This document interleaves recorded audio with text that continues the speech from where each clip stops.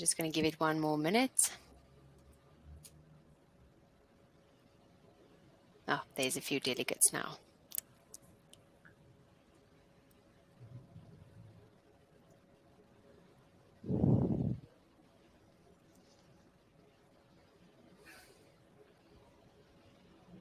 A 102 registered.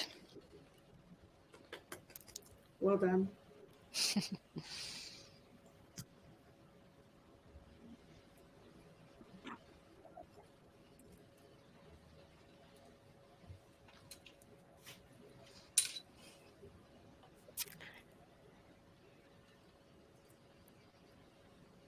I'm going to give it a few more seconds before I start, because I see a lot of people coming in.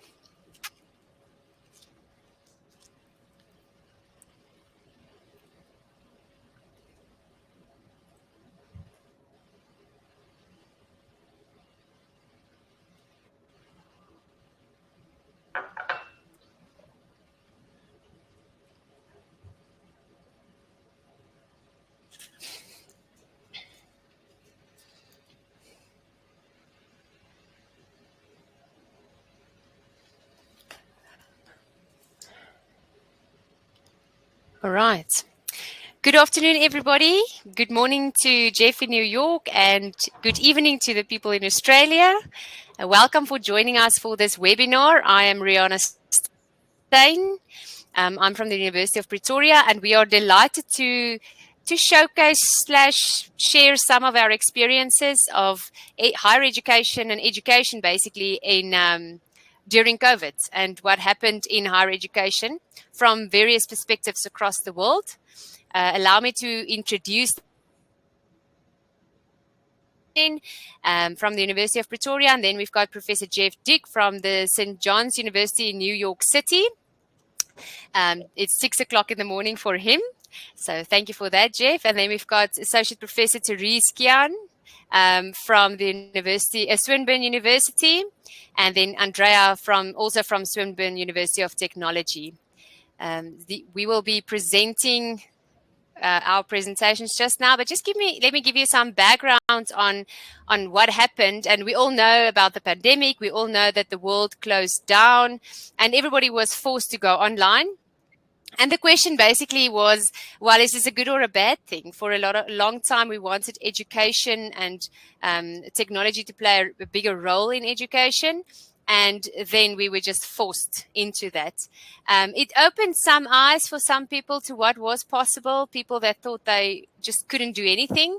Now they had the opportunity of exploring new offerings and trying new things. And basically, we have to get to a place where we build a gold standard for online programs by building acceptable and rigorous and robust learning environments. So why this panel of experts? Firstly, we're all going to share some experiences on what worked, what successfully worked, and how we successfully taught online. But also, we're going to share from the academia some research that emerged in this space. So two of the panelists will speak specifically on experience, and then there will be two projects that will also be discussed a little bit. And it's basically to show industry on what we're doing and where maybe get some feedback on where can we improve, what do you expect going forward. So I'm now handing over to Geoff to start his presentation. Thank you, Riana. Yeah, look, I've been involved one way or another in online education, I guess, most of my life. Even when I was a child in Australia, I was taking correspondence lessons. We lived so far away from a small town. And since I've been in academia, which is now about 30 years, I think I've followed what's now become what we call online education all the way through. I started off using Lotus Notes. We went to CDs and hybrid education. I've done some experimentation with MOOCs and so forth. But today I want to suggest to you that perhaps this is the best opportunity that we've had for a long time to showcase just what online education can do. And there's probably little doubt in most people's mind that it's a tremendous opportunity for many people to improve their lot in life, perhaps for countries to improve their economic output and so forth, reduce poverty. But it's never quite worked the way that perhaps its proponents have hoped over the years. So my objective today is really to briefly review some of the problems facing online classes and identify what we might be able to do about it, and perhaps suggest some ways which we might take this forward. And remember, I'm just one voice. If this makes sense to you, by all means, feel free to contact me or join with me in moving some of these things forward. So let's look at the problems. They are many and they are varied. There is certainly a perception out there that online classes are inferior to the face-to-face version. Maybe that's unfair, but it does exist. And I think some of the reasons we see there in front of us, how do we ensure that the student getting the credit is the one doing the work? They miss out on opportunities of getting to know each other and of course their professors. In the United States, where I live now, going away to college is part of the rites of passage of growing up.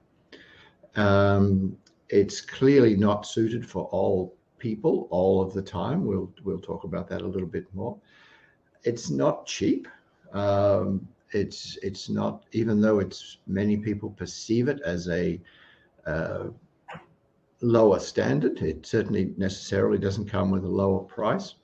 And overall, missing the college experience is, I think, a big thing. And this was actually even made worse in many ways by the pandemic. I think a student, Sophie Quinn, I think is her name in the UK, summed this up pretty well perfectly for me when she raised a petition to get some of the fees refunded because they'd all been moved to online. I think her words were, "Last time I checked, I didn't sign up for Open University." So what we have is struggling, or had during the last 18 months, is struggling professors, struggling students, struggling support groups, struggling advisors, and a fair degree of frustration around all of the other problems that were, of course, related to the pandemic, including sort of personal illnesses and tragedies and whatever else. So I think we have problems at all levels. And I use this slide really I'm going to talk about cheating or plagiarism, but you can apply the same sorts of strategic, tactical, and operational problems to things like technology, to things like access, to things like interaction, ease of use. But just thinking of ensuring that the work turned in is done by the student. Strategically, as an industry, we have to be able to demonstrate that the one getting the credit is the one doing the work. Secondly, universities have varying rules about use of software and cameras and honesty pledges and things to ensure that the students taking the test are doing it alone. But they vary dramatically even from program to program, certainly university to university, and operational. Very often instructors are left to make their own decisions. I've taught in three different schools now recently, and they all have very different procedures in place for how to deal with that. So what I want to suggest is that perhaps that perception that it's inferior does at least have some basis in the way in which we've put it across. So I would like to think that now we have an opportunity. Tom Friedman, who's a columnist for the New York Times, wrote about 10 years ago that online education was perhaps the best thing that he'd seen. for raising people's standards of living, coming out of poverty, giving opportunities and so forth, but it never quite lived up to that. However, in the last little bit, last year or two, we've managed to provide some form of education to perhaps tens of millions of students around the world. But if we want to improve it, I think we need to do quite a lot. I think we need, in terms of technology, we need to define what is needed, what's acceptable, what's desirable, both in terms of equipment and access to the equipment itself, such as broadband, for example. We need to determine what access students should have to resources, library resources, course videos, whether it's recorded, whether it's expected that they be in synchronous interaction, etc. The interaction with other students and certainly with professors, that's one of the most valued parts of education. And we're not really doing that very well in an online environment. Ease of use brings up tech support.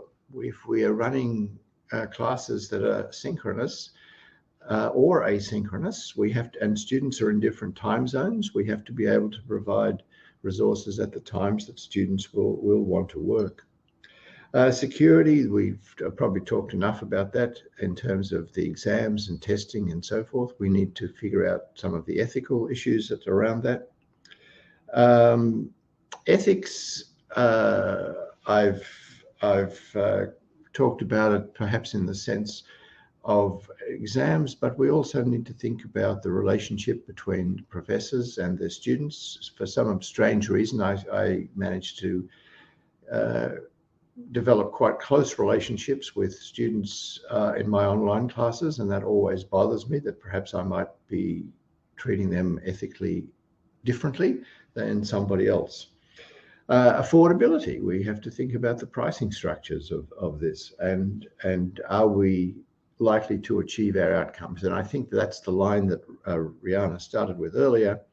We need to build an acceptable, rigorous, robust learning environment that's equal to the face-to-face environment. Remember that it's not for all of, I wrote a paper about this many years ago, not for all of the people all of the time, and it may not be for some of the people, but maybe it is for some of the people some of the time. And I think that that's our big opportunity here. We've now exposed hundreds of millions of people to what is possible here. Some will have really hated it, and some will have thought, well, maybe given certain circumstances, this could be something for me. So who are these people? Well, I think there are at least 5 groups of people that we need to think about here. The students themselves, the universities, the professors, the people who provide the platforms, and of course the role of government. The students, where do they want to live? Are they good at looking after themselves? Can they find the information they need with minimal time and effort? Can they organize their life so that their work is turned in on time? Do they actually need a degree anymore, or will they are we looking at changing education in a more on-demand approach to matching their job and desires and so forth? And I'm sure all of us can point to examples where we've sought information from courses such as Coursera or whatever, or MIT products, etc., that give us the information we need for a particular task. So knowing where to get information. So I think we probably need to think about what the students need and expect out of higher education. The university administrators are going to have to change the way in which we provide technical support and promote a way in which we can get the message across. I'm sure any of you have experienced online education will recognize that it's not the same as standing in front of a classroom. And we may even look to universities to redesign their degree offerings. The professors themselves, student engagement is such a huge part of online education. Without student engagement, I think that online education cannot succeed. So professors will have to reconsider the way in which they involve the students in the classroom. They'll have to design experiential learning that works with the online classroom, and probably redesign their courses. This is a big workload. I can stand up in front of a class and use last year's slides and tart them up a bit and do it on the seat of my pants. But when it's all online and it's recorded and it's available on YouTube, and I need to change that next term or next year, that's a significant workload, and we need to recognize that, and the university administrations will need to recognize that, by the way.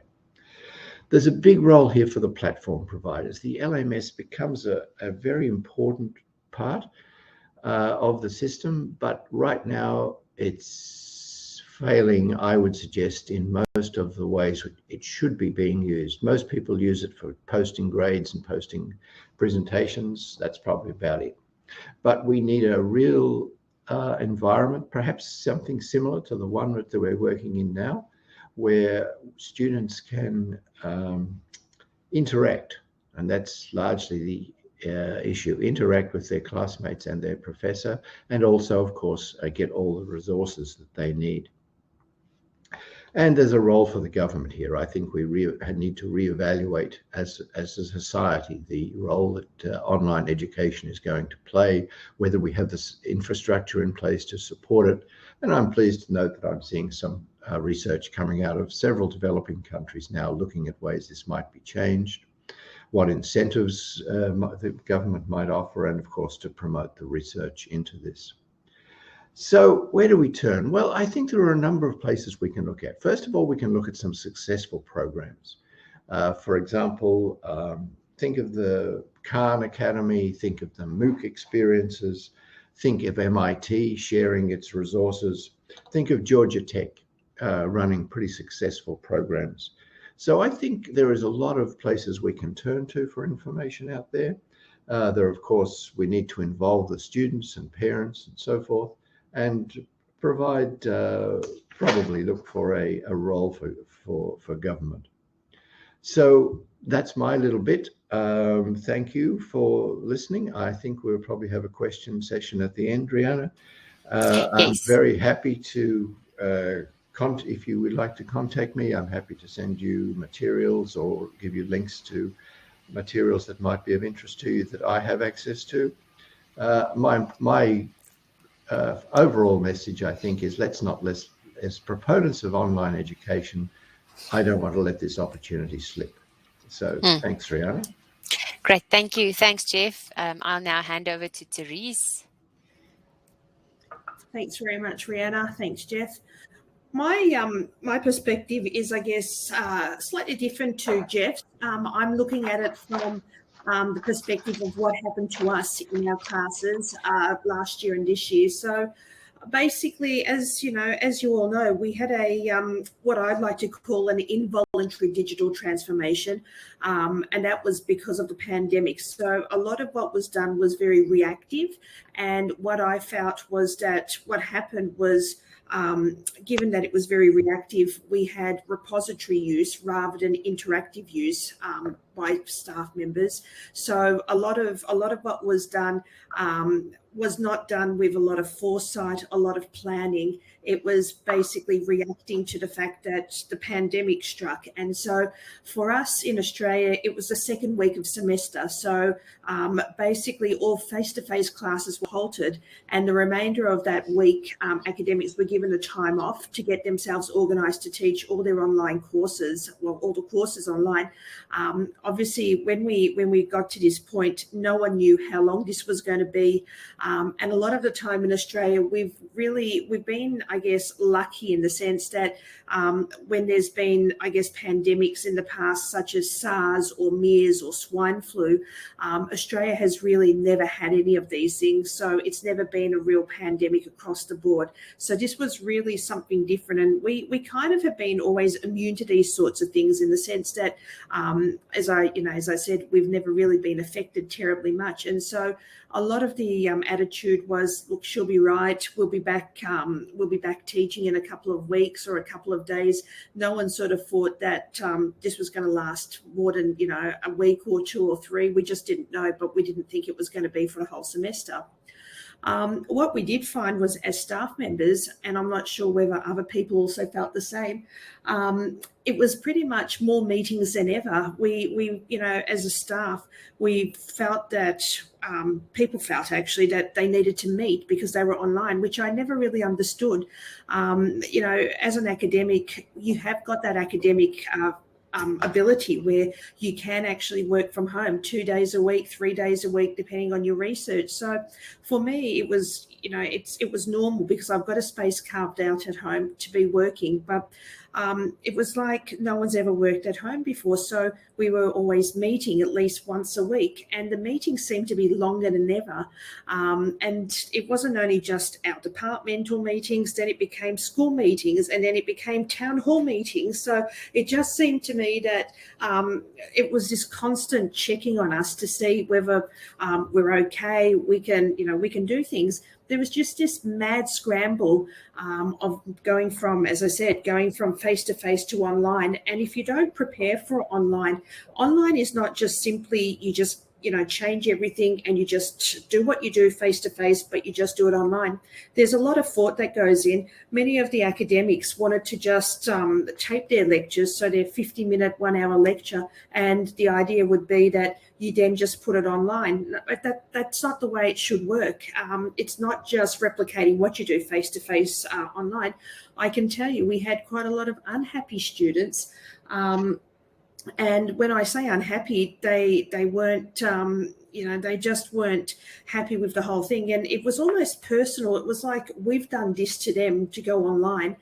And I, later on in my, my seminar here, I will show some of the student comments, but they just felt that going online was pretty much a second-rate experience. And look, to some extent, if online is not thought out very clearly, yes, it can be, because as I was saying, if you're just replicating what you do face-to-face and putting it online, that's not really much use. It's been reactive and it's just using it as a repository.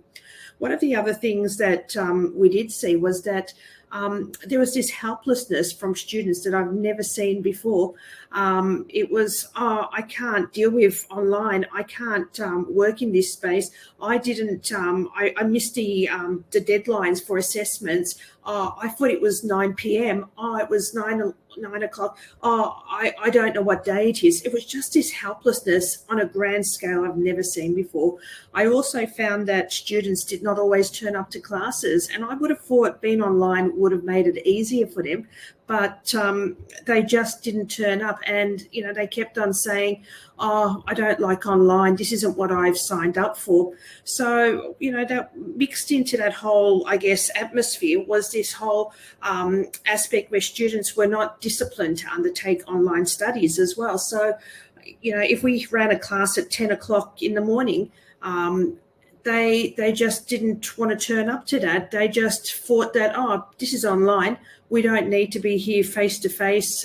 This is, even though it's a drop-in session, they just thought that they could turn up when they want.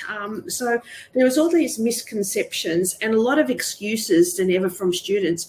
Even if I take the one that happened only probably about 2 months ago, we had a situation where we had an earthquake, a small tremor in Victoria. So it's not something that that happens all the time. So the earthquake happened at, I think it was 9:22, and 5.5 minutes later, I got an email from one of the students said, there's been an earthquake. I need special consideration because I don't have power and internet. 5.5 minutes after the earthquake. To me, it takes 5.5 minutes to reset your modem or make sure your electricity is working. So, already I get one email from a student that he needs special consideration. This is what I'm sort of talking about when I talk about this helplessness and the excuses. We also experienced quite a lot of, downward information from management from the university. And in that, it was more a case of, they're trying to teach us how to do online education. But I think, again, it was that reactive approach as opposed to in the past, spending time to actually do real blended learning. So it was sort of, I was thinking, what's going on here? Why are they telling us to, to use a term, suck eggs, really, when we, we have an idea of what to do. And there was this expectations, you need a 2-minute welcome message, you need to write this on there, you need to tell this. And it was like we were being told and hounded as to what to do. A lot of, the online content, as I've said, going from face-to-face to online, it was rushed. We were only given 3 or 4 days between, saying that the face-to-face classes were cancelled and you're going totally online for who knows for how long. It was messy and it was very reactive. If I look back and have a retrospective, there was no previous building of digital literacy capacity among staff. If there was that digital literacy, there was how to do proper online classes. Maybe staff may have reacted differently. They may have, planned this sort of slack within their units so that should anything happen, they can easily go from face-to-face to blended even. I guess another key thing was that no extra time was given to rebuild these units. So it was a case of you just, this is what you get, this is your workload, you've got to do it. So I guess, if I have to say it, you were teaching and building the plane at the same time, so to speak. You were flying the plane while you were building it. There was really no time to think. And when you're juggling many classes, it's very hard to sort of have a lot of time to think and you don't really know what's going on. And at the same time, you've got lots of things bombarding you from a lot of meetings that you never would have had to these long meetings that you had to deal with, and a lot of emailing of students who are quite unhappy. At the end of each semester, there's student feedback surveys, and I'm not sure if that's common across the world, but certainly, we have these. And it's anonymised surveys that the students complete for each unit. And a lot of these surveys were quite poor. Students were not happy and they took out their unhappiness on the academics. The other thing the university did was if the students failed their units, it wasn't recorded on their academic transcript. So, that was basically, a goodwill thing for students. The university, again, was on the back foot. They didn't have enough Zoom licenses either.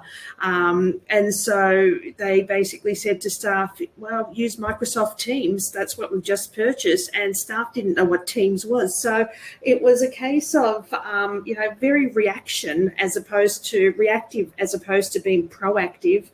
I'm going to fast forward to this year. Semester 1, we were able to have a hybrid teaching approach. So semester 1, which started in March this year and went till the end of May, we were able to go back face-to-face, but we weren't allowed to have face-to-face lectures. So we were having workshops that were face-to-face, but our lectures were recorded online. And we had all sorts of conditions when we came back to have face-to-face classes. They said that each room would have cleaning products in there and they'd be replenished each night. Well, I would tell you, I had the very first class in the morning at 8:30 in the morning. So there were no classes before. There were no cleaning products in my classes. So I did lodge complaints until I got cleaning products put in. I have to say this year in the first half of the year, it was such a pleasure to teach students face-to-face again. There was this joy that I haven't had for at least, 12 months prior to that. So, even though it wasn't 100% of the time, there was just this wonderful time where, I was back in my own natural setting of working with students, seeing them face-to-face. At the end of first semester evaluations, had improved, but students still complained about COVID. They weren't overly happy about the fact that they still weren't on campus full-time. Second semester this year, which started in late July and has only just finished, I guess, end of October. Again, we went online totally because we were locked down in Melbourne. So I believe we're the longest, or I think we took out the world's record in terms of the longest lockdown, place in the world. So I think we nipped Buenos Aires as well. So, our evaluations were much better. We did do a study, and we did the study in 2020, and we looked at study preferences, and it was a bigger study, but just a couple of snippets that I want to just talk about.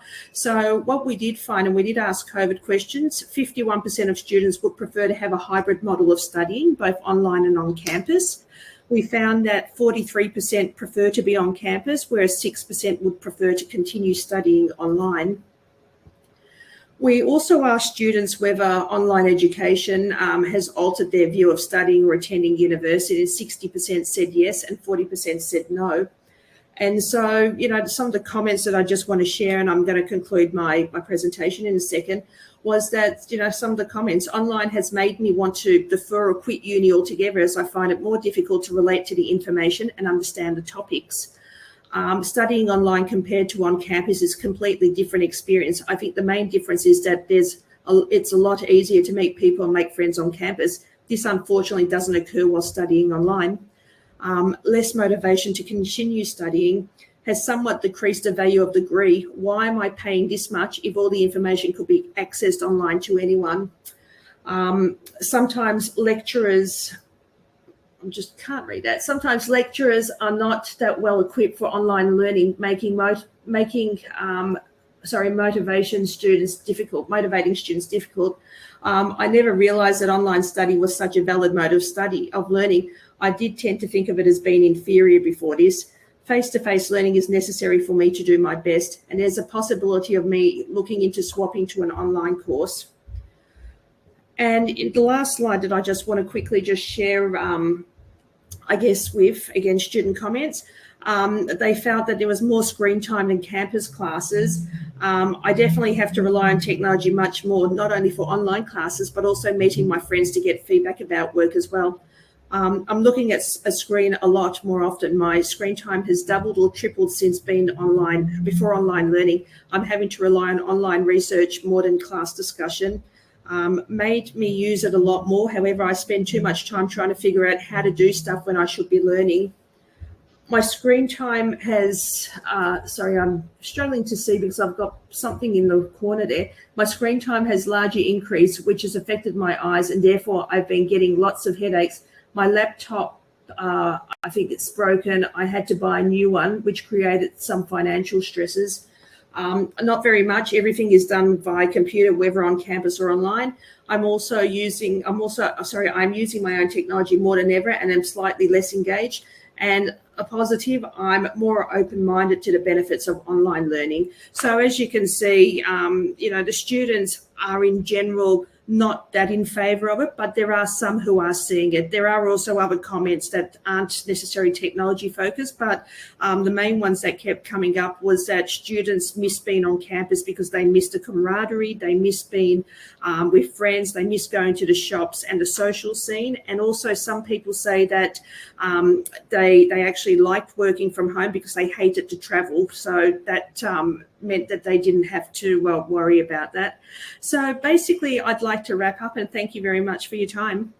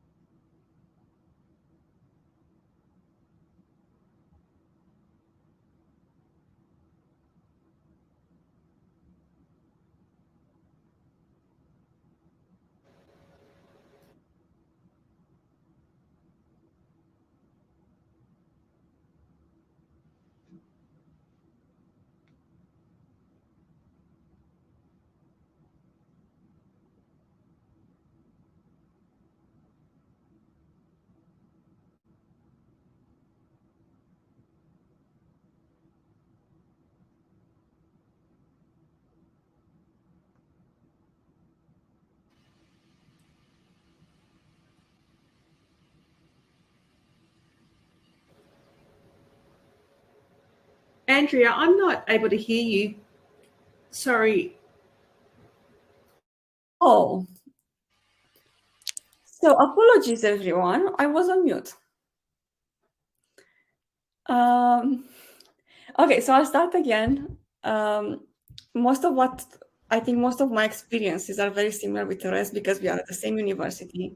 So we had probably very similar experience, just in different departments. So as Therese said, we started the first semester of 2020 going remote teaching after 2 weeks. We were able to have the second semester in campus, but only for the tutorials and with smaller class sizes. And then this semester, we just finished now, we started remote teaching and we finished it mostly online. For my classes, they were always online. So I'm teaching web development units, which means that my students would be technically savvy, so they wouldn't really have issues moving online. I teach a first-year web development unit, which is mostly front-end, which is not very difficult to move online. And I teach a third-year advanced web development and a master unit on web application development, which are a bit, not necessarily difficult to move online, a bit more difficult in helping students when they are online, because a lot of when the students come to you to help them with different errors, for example, some of the errors might depend on the settings that the students have on their computer rather than on the code that they've wrote. So even if they send you the code and you can see the code, it might work for you, but it might be that the settings on their computer or the way they set up the server is the issues. And sometimes the errors are obvious, sometimes are a bit more difficult without having access to their accounts. So initially, all my classes were face-to-face. So I had 2-hour big lectures, theaters, and then 2 or 1 hour lab, depending on the unit. And then we transitioned online. For 2020 and 2021, everything was online, both lectures and tutorials. And for the 2021 first semester, we did just the lecture online, and the labs were on campus. But they were done, instead of having weekly labs, we were doing now every second week a lab. And with a reduced number of students. So we have half of the students in 1 week, the other half in the second week.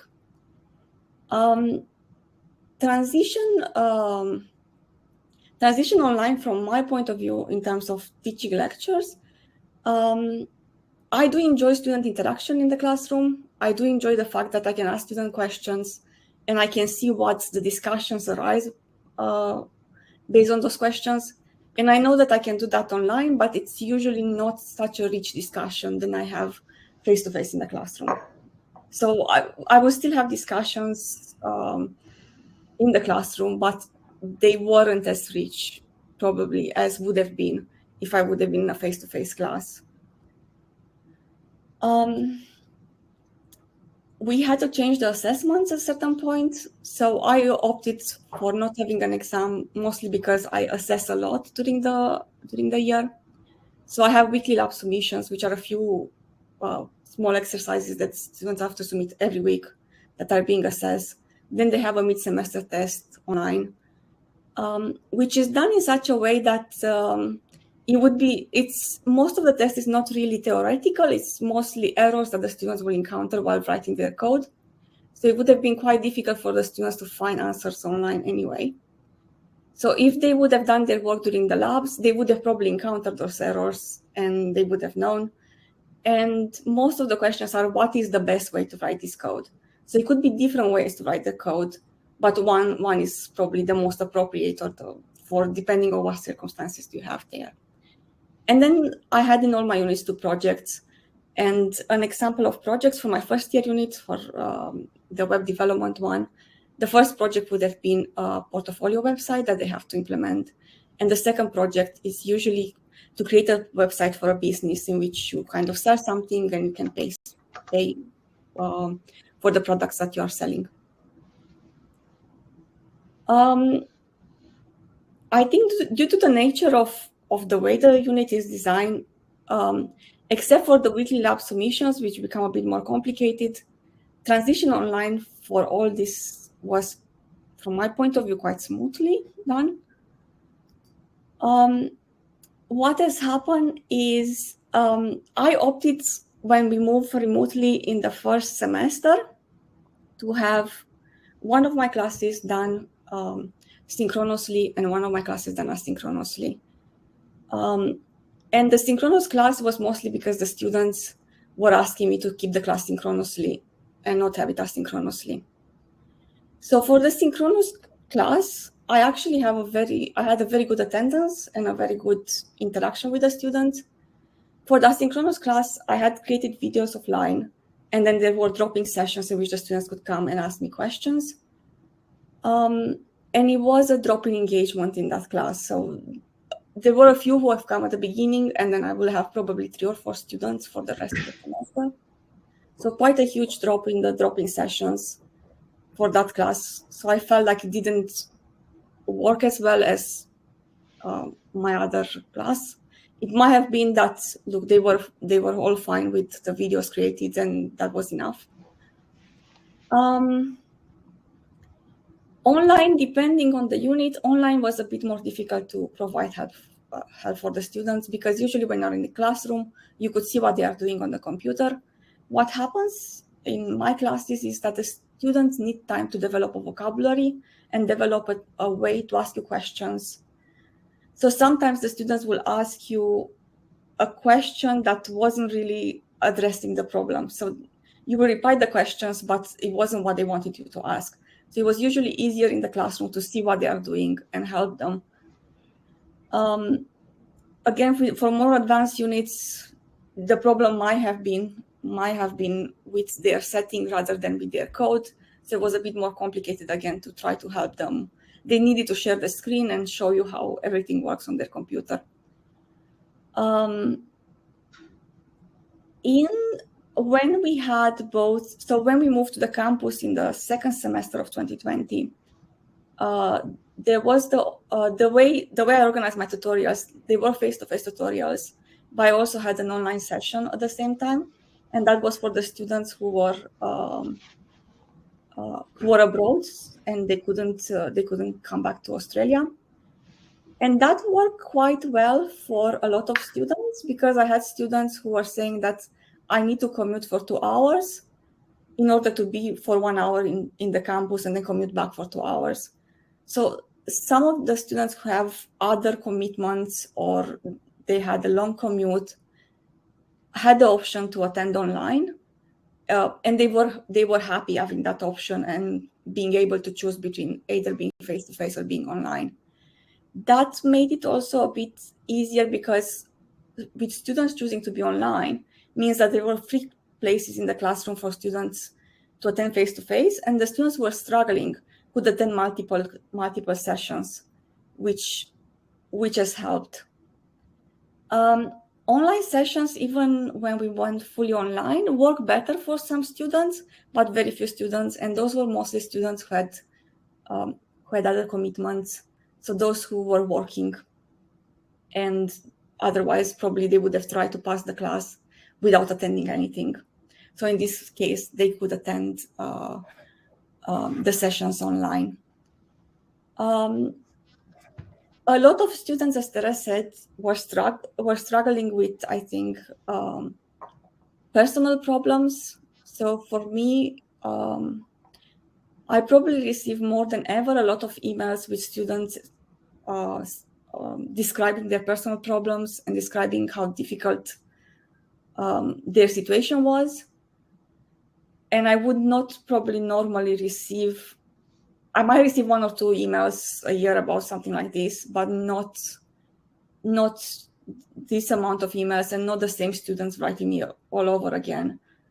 And sometimes the students write you because they want an extension, but some other times you just ask them and you say, oh, so can I help you? What do I do with this information? Because you keep writing me about your problems, and I really don't know. How can I help you? And you'll just get a reply saying, well, I just want you to know. I don't need anything. I just want you to know that that's what's happening.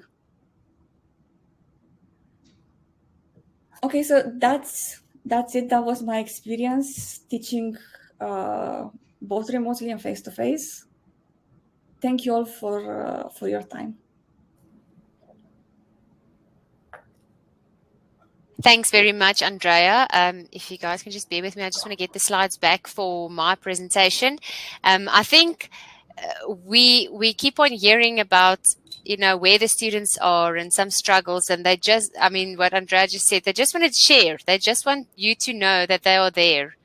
And I think that's a big thing that we also picked up, and I actually picked it up in my presentation as well. Sorry, on the platform I can't jump to the specific slide, only I have to run through each slide so that I can get to my part of the presentation, and I don't want to do it while you guys are online, so just give me one more second. I'm almost there.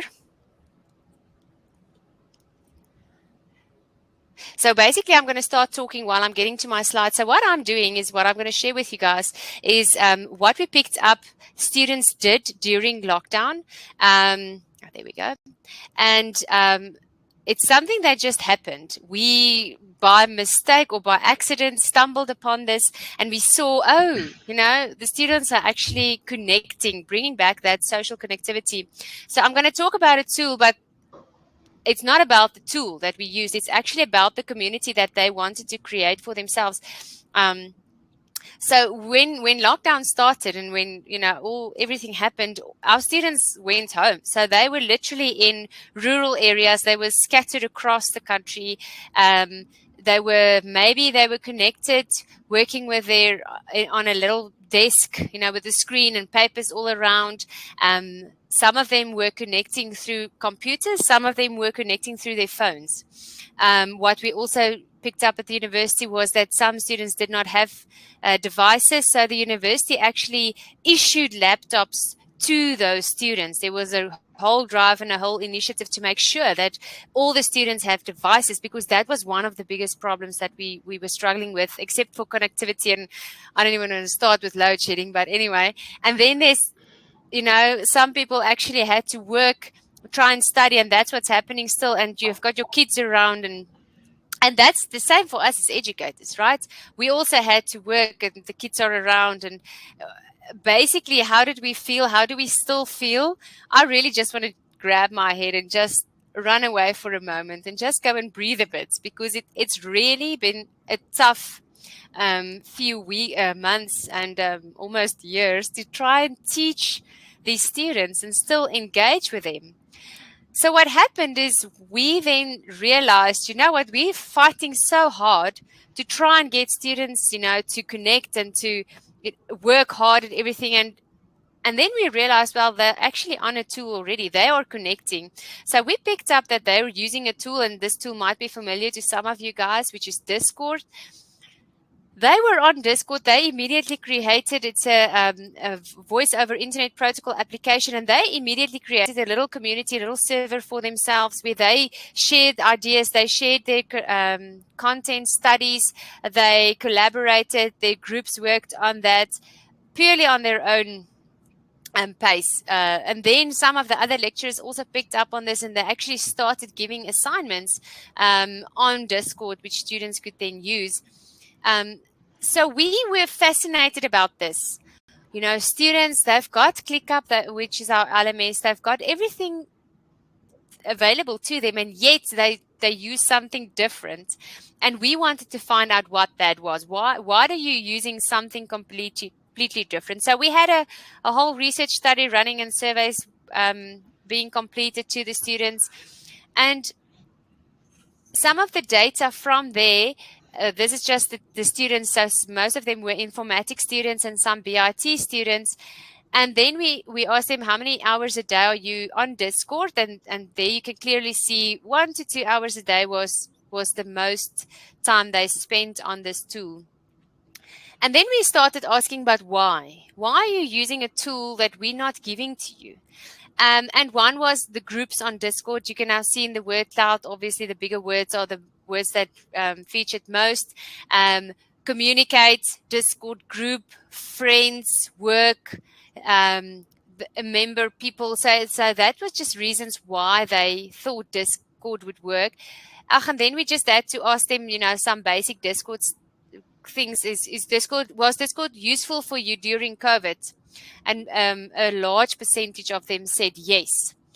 They did, however, say that it was time-consuming.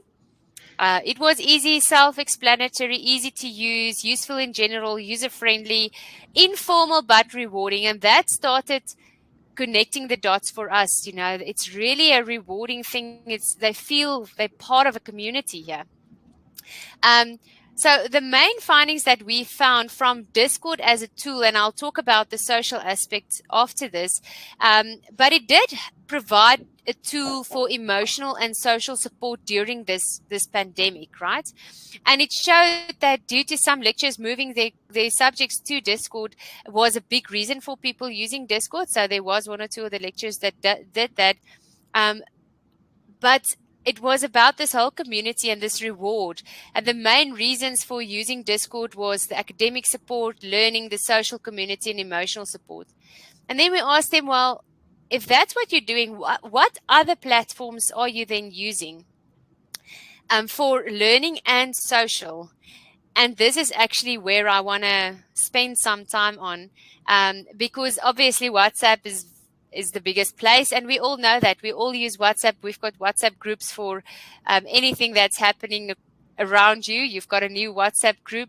I actually have a friend who created another group last week, and she calls it another group. But these are the things that students want to know. They want to have these social communities where they can share and they can experience, and they actually learn through that.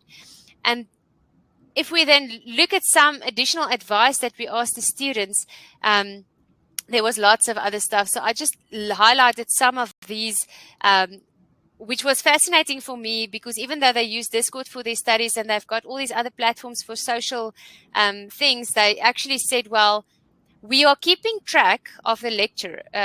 Sorry, now I'm not clicking on the wrong. We're actually keeping track of the lecturers, the lectures on ClickUp, but we need assessment along the way to ensure that we are indeed on the right track. So that was interesting for me. I mean, they wanted more assessments, more places to be challenged. Everyone is in the same boat, but with this lockdown, and we feel affected by it. And by connecting on a platform where everybody can work together is probably the best solution. Just stop that. And then I enjoy the way that lecturers currently handle academic activities, and maybe they could add weekly class tests to motivate students to stay up to date with online lectures. So it's the second time, and there was quite a few of these comments, give us more assessments, give us more places that we can check whether we are actually keeping up to date. And linking that then back, it would be nice if they all use the same platform like Blackboard Collaborate, which is our LMS.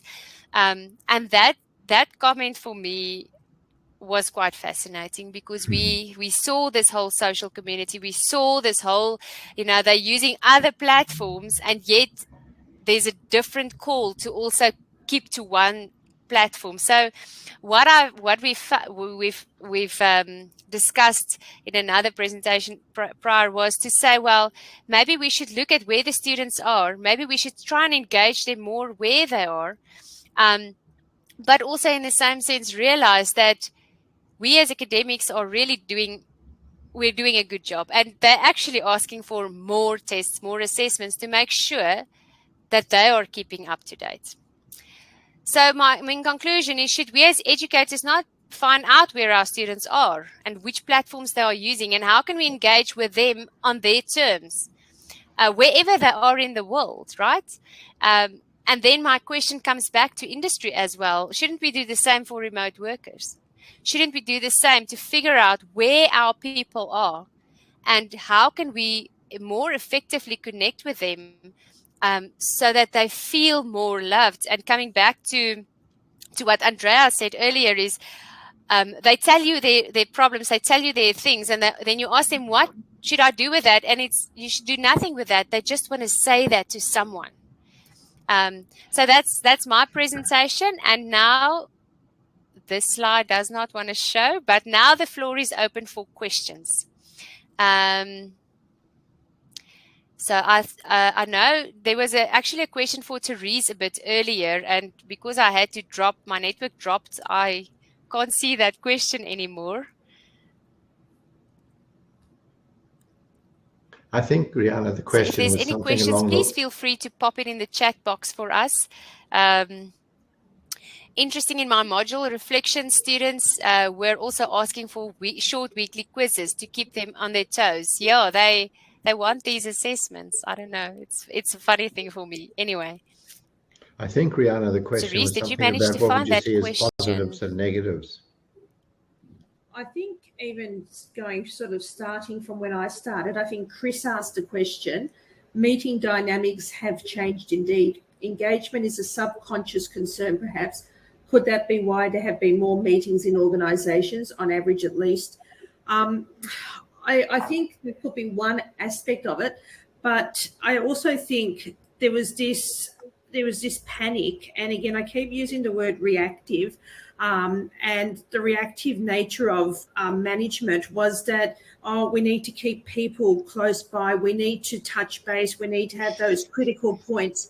And by doing that, I don't think what they realised was that they were creating more work, because what you were not doing, as in preparing or doing other things, they felt that they needed to keep you accountable, and certainly that's my interpretation. So for me, I just felt that there were more online meetings and longer online meetings just to talk. And one of the things that I did find was that some staff were very anxious, and it became very apparent when they started asking questions. And, I sort of had to take a step back, because some staff I thought could handle their own, but they too became helpless. And I don't know whether they felt helpless because of COVID and the entire situation, or whether there was just this sort of default position of, I'm going to become helpless, so I'm going to be depending on what the university tells me and what I'm going to do. That whole initiative sort of, I don't know, it just disappeared. And, as I said, some of my colleagues who I would have, I would normally say they're independent, they're fiercely independent, they all of a sudden became very dependent and were sort of tuning in at these meetings, coming in, asking very low-level questions, and not to rock the boat, but they were asking low-level questions because I think they had anxieties and they had fears. So I don't know, Chris, if I've answered your question.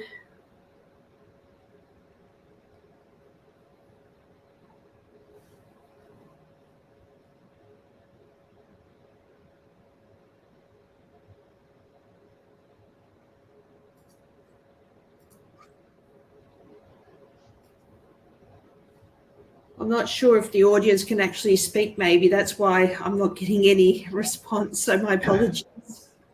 There is questions in the Q&A. Okay, Is the COVID redefining the role responsibilities of the lecturer as they become a primary contact person? Yeah, look, for what it's worth, I think that the COVID probably has redefined that role. This comes back, I think, to the student engagement. If we engage the students in the course, that's probably going to become the primary contact. Now, I think that that's something we can build on too as we look at improving what we offer. Clearly, it can't be the only point of contact, but it is a very good way, at least initially, in developing student engagement in the course. So we'll probably see that happen. I tend to agree with you, Geoff, in terms of that. I think, the lecturer, like when you think about a large university and a student coming in, they probably would be doing 4 units in a semester. on average, and they need to have some sort of connection to someone. If they don't have that connection, or they're not very comfortable with online studying, they probably feel that they don't belong. So I think having that personal, I know who you are at least, or touch base with you if you don't turn up, I think is important for a lecturer. So I think the lecturer, not only, the role I think is redefining in the sense that there's a pastoral element to the role as well as, content knowledge. And I think that's what I'd probably want to add to that. I think there's a question. Sorry, go ahead.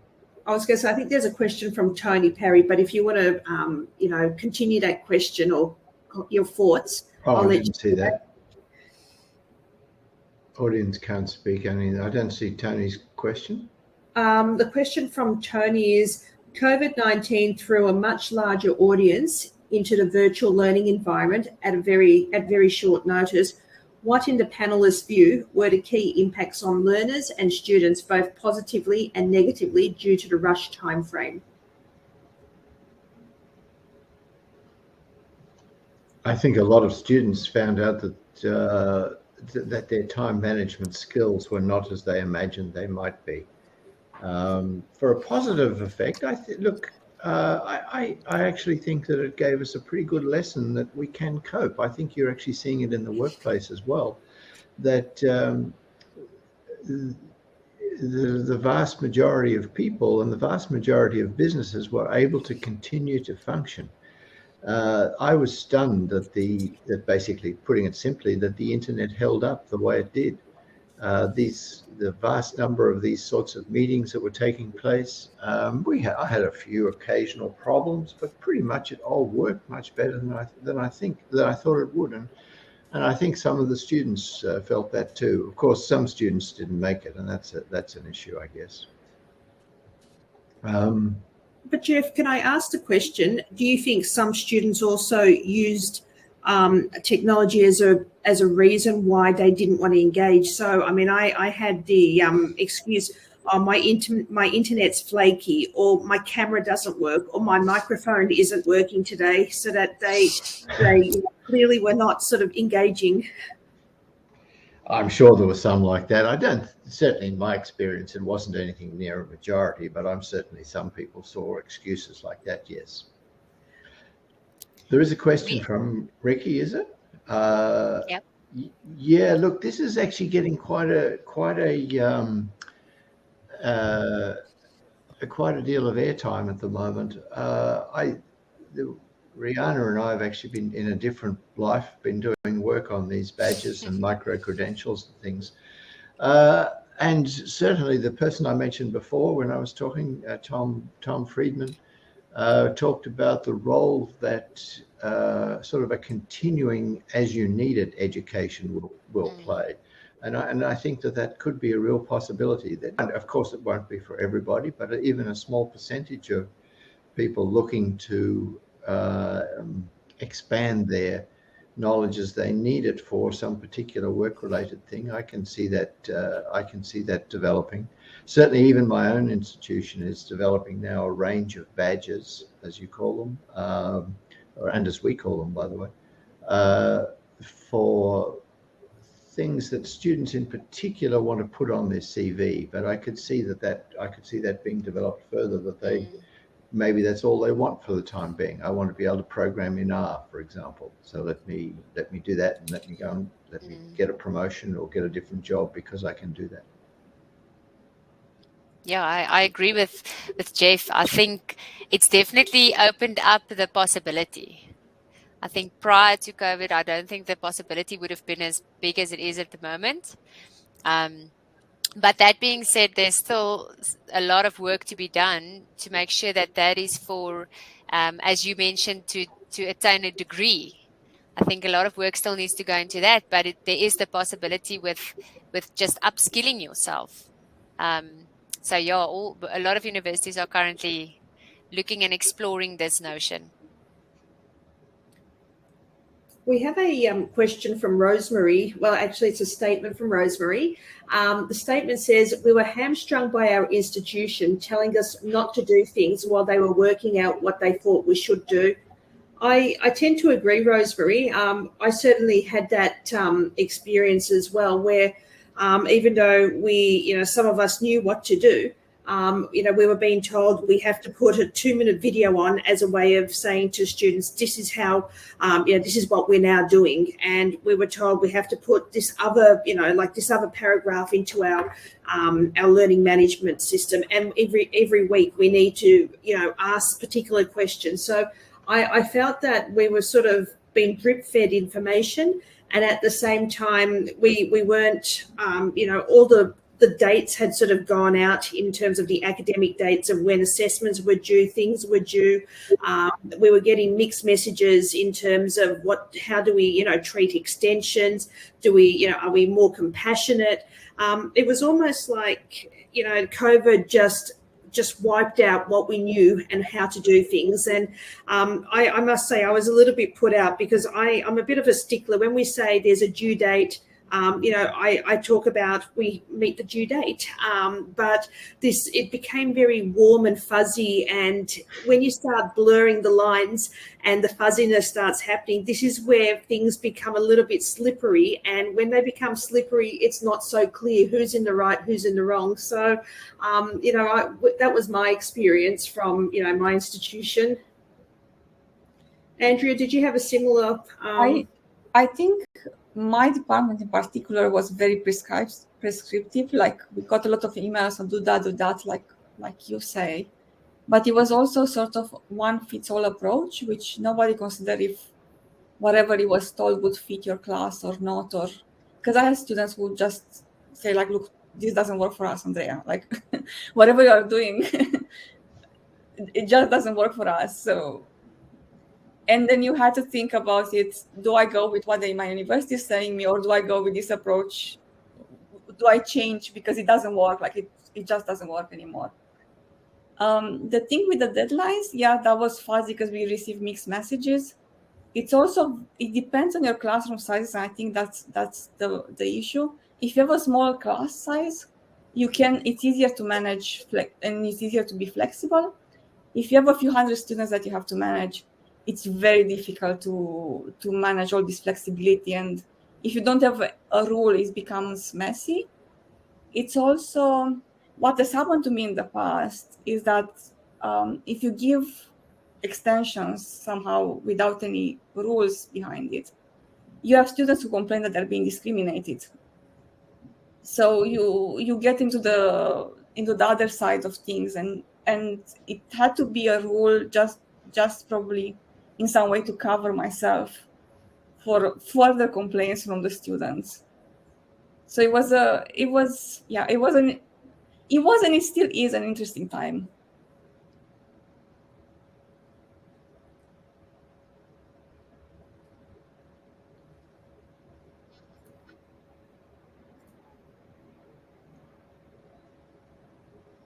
Riana, I see there's a vote of thanks in the chat to us, so I'm assuming that means we're winding up.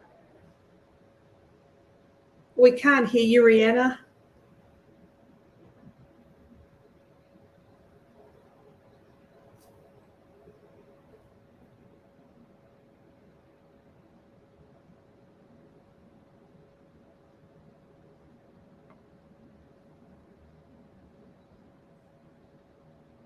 We still cannot hear you.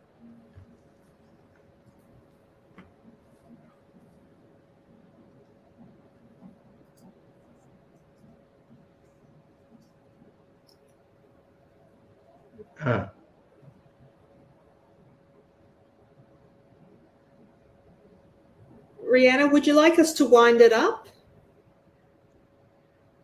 Okay, I think, Geoff, did you want to wind up, or did you want me? No, go ahead. No worries.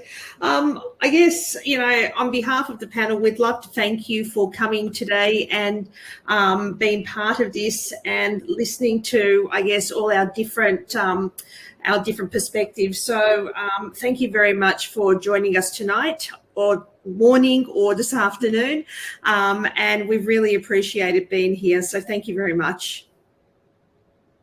Thank you. Maybe Riana might have something more to add, but she might have to type it in. So. If I could just quickly respond to a question from Ricky in the Q&A. I think it's too early to answer that question yet, Ricky. We are, a couple of us, including Riana and myself, are gathering some data on this, but whether or not it has affected the dropout rate of the universities is probably a little too early to tell. But I don't have an answer for that. I'm sorry at the moment. On the face of it, it seem in anecdotally it hasn't made much difference where I am, but we don't, even in my own institution, I don't think they have that data yet. And Riana, can you speak or not?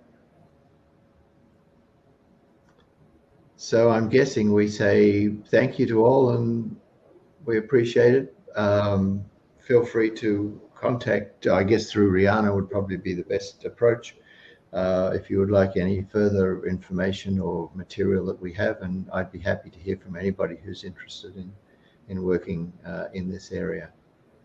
So I'll please say thank you for your time and goodbye.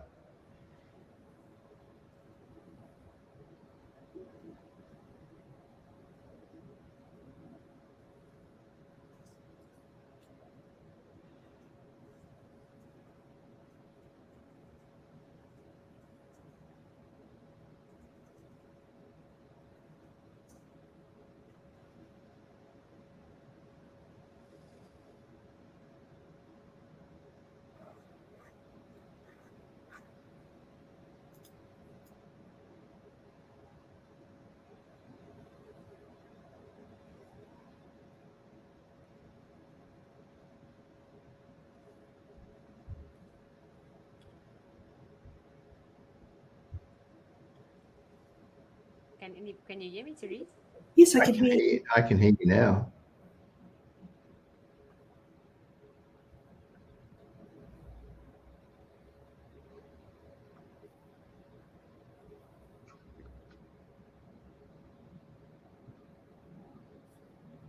Can you hear me, Riana? Oh, sorry. Oh, Riana, you need to end the webinar, apparently. I guess there's a way you can do that. Can you hear me now?